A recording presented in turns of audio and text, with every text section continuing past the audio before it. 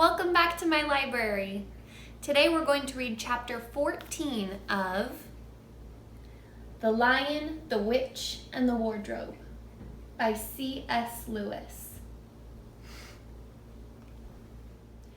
Chapter 14, The Triumph of the Witch.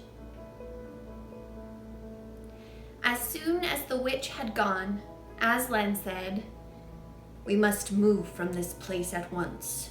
It will be wanted for other purposes. We shall encamp tonight at the fords of Baruna." Of course, everyone was dying to ask him how he had arranged matters with the witch, but his face was stern, and everyone's ears were still ringing with the sound of his roar, and so nobody dared. After a meal, which was taken in the open air on the hilltop, for the sun had got strong by now and dried the grass, they were busy for a while taking the pavilion down and packing things up. Before 2 o'clock, they were on the march and set off in a northeasterly direction, walking at an easy pace, for they had not far to go. During the first part of the journey, Aslan explained to Peter his plan of campaign. "As soon as she has finished her business in these parts," he said, "the witch and her crew will almost certainly fall back to her house and prepare for siege. You may or may not be able to cut her off and prevent her from reaching it." He then went on to outline 2 plans of battle, one for fighting the witch and her people in the wood, and another for assaulting her castle. And all the time he was advising Peter how to conduct the operations, saying things like, "You must put your centaurs in such and such a place," or "You must post scouts to see that she doesn't do so and so," till at last Peter said, "But you will be there yourself, Aslan." "I can give you no promise of that," answered the lion, and he continued giving Peter his instructions.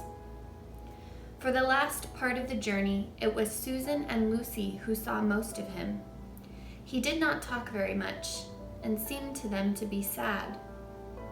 It was still afternoon when they came down to the place where the river valley had widened out and the river was broad and shallow.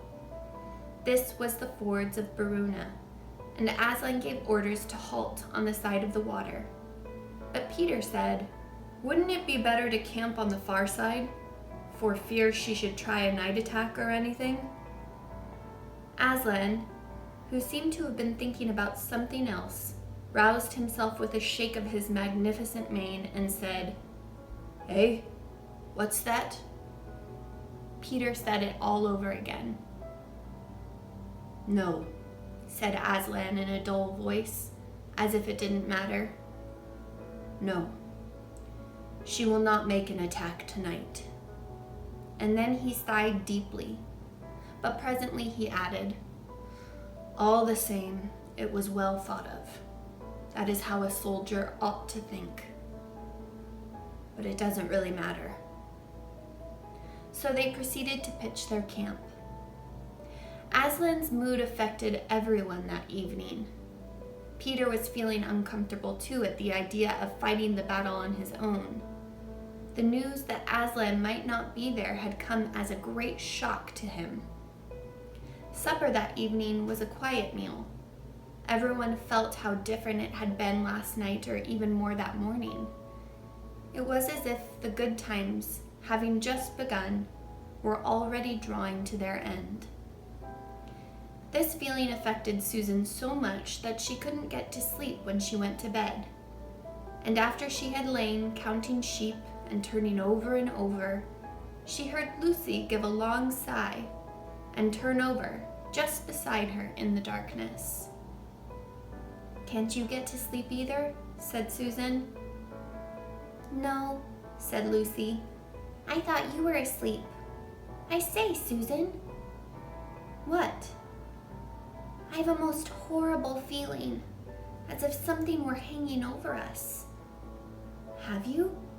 Because as a matter of fact, so have I." "Something about Aslan," said Lucy.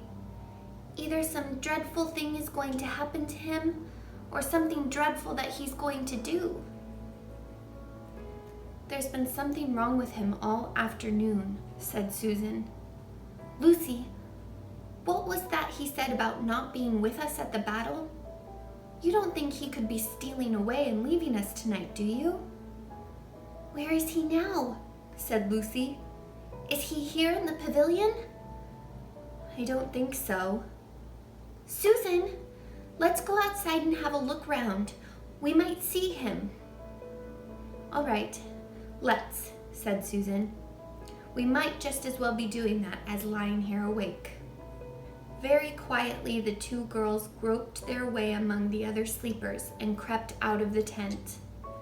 The moonlight was bright and everything was quite still, except for the noise of the river chattering over the stones. Then Susan suddenly caught Lucy's arm and said, Look! On the far side of the camping ground, just where the trees began, they saw the lion slowly walking away from them into the wood. Without a word, they both followed him. He led them up the steep slope out of the river valley and then slightly to the right, apparently by the very same route which they had used that afternoon in coming from the hill of the stone table. On and on he led them, into dark shadows and out into pale moonlight, getting their feet wet with heavy dew. He looked somehow different from the Aslan they knew. His tail and his head hung low, and he walked slowly as if he were very, very tired. Then, when they were crossing a wide open place where there were no shadows for them to hide in, he stopped and looked round. It was no good trying to run away, so they came toward him. When they were closer, he said, Oh, children, children, why are you following me? We couldn't sleep, said Lucy, and then felt sure that she need say no more, and that Aslan knew all they had been thinking. Please, may we come with you wherever you're going? Asked Susan. Well, said Aslan, and seemed to be thinking.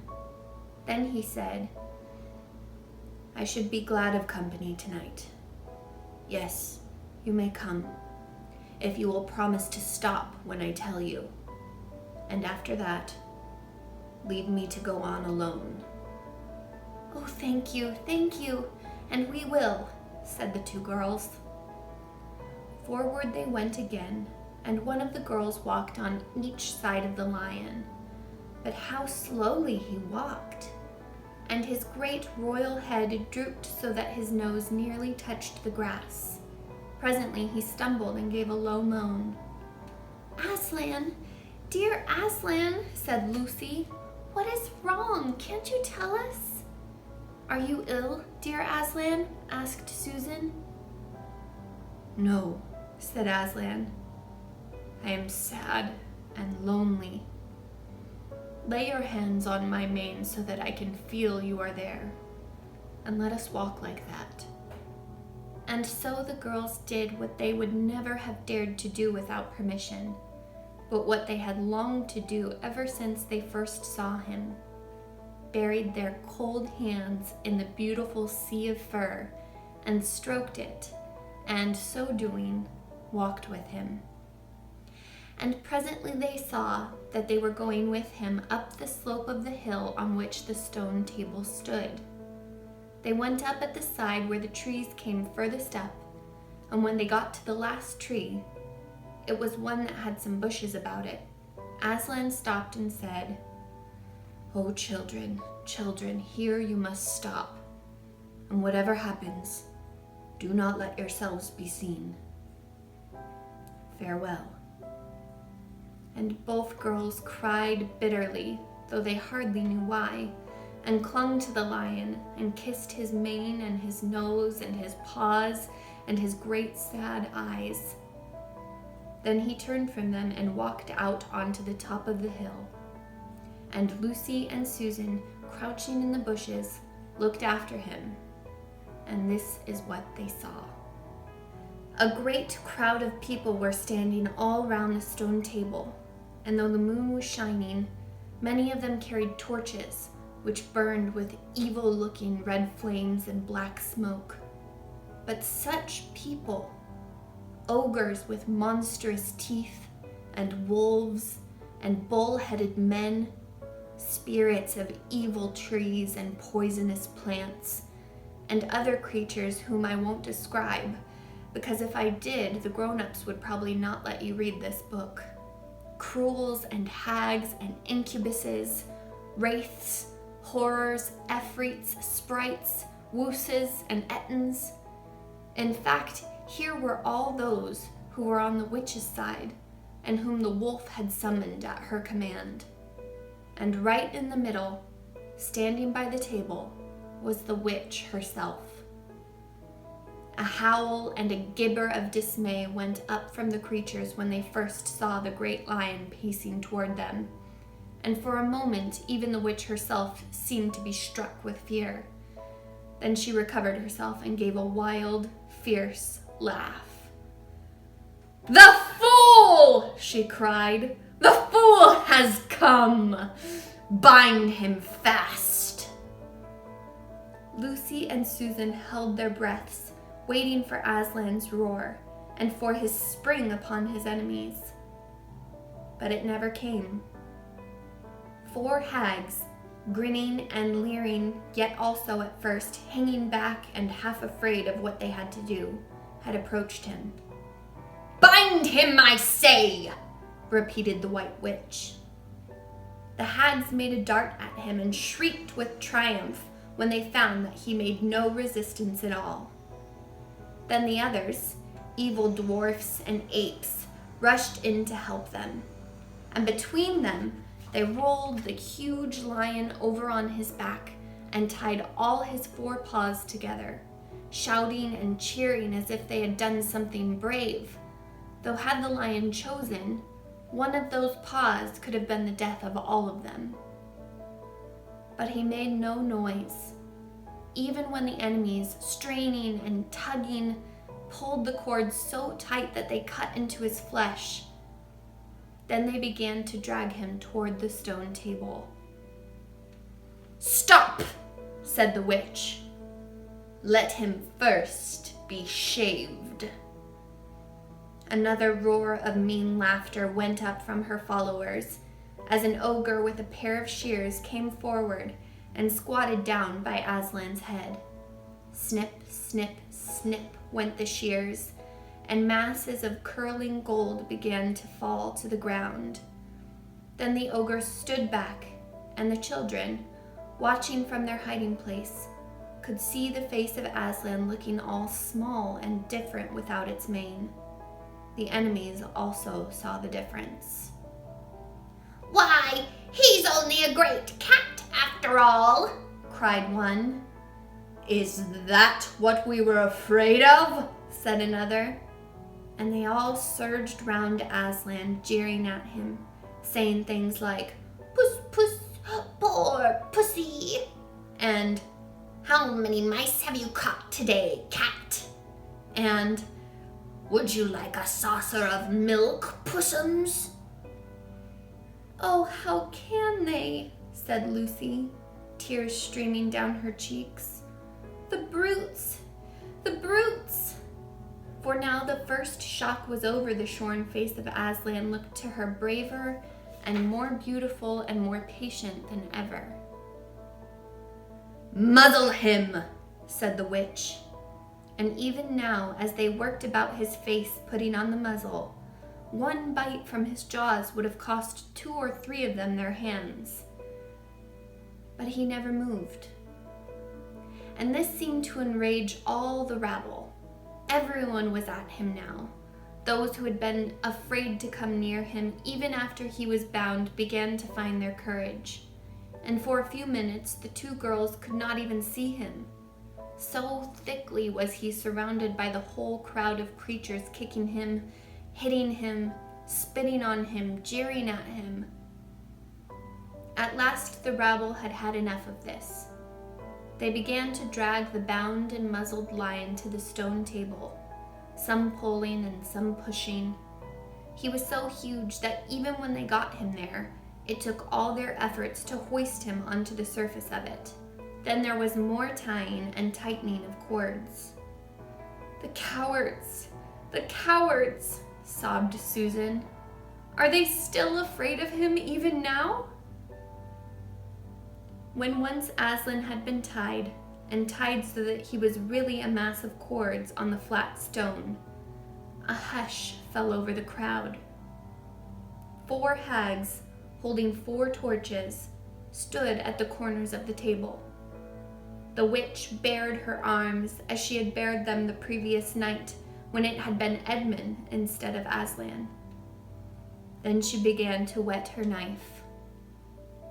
It looked to the children, when the gleam of the torchlight fell on it, as if the knife were made of a stone, not of steel, and it was of a strange and evil shape. At last she drew near. She stood by Aslan's head. Her face was working and twitching with passion, but his looked up at the sky, still, quiet, neither angry nor afraid, but a little sad. Then just before she gave the blow, she stooped down and said in a quivering voice, "And now, who has won? Fool! Did you think by all this you would save the human traitor? Now I will kill you instead of him, as our pact was, and so the deep magic will be appeased. But when you are dead, what will prevent me from killing him as well? And who will take him out of my hand then? Understand that you have given me Narnia forever. You have lost your own life, and you have not saved his. In that knowledge, despair and die." The children did not see the actual moment of the killing. They couldn't bear to look and had covered their eyes. And that's the end of chapter 14. This chapter was pretty scary and had a lot of intense things happen in it. Please feel free to talk to your parent or your guardian if any of it made you uncomfortable or nervous. And rest assured, something good is coming in the next chapter. So make sure you like and subscribe so you're here for chapter 15. See you soon.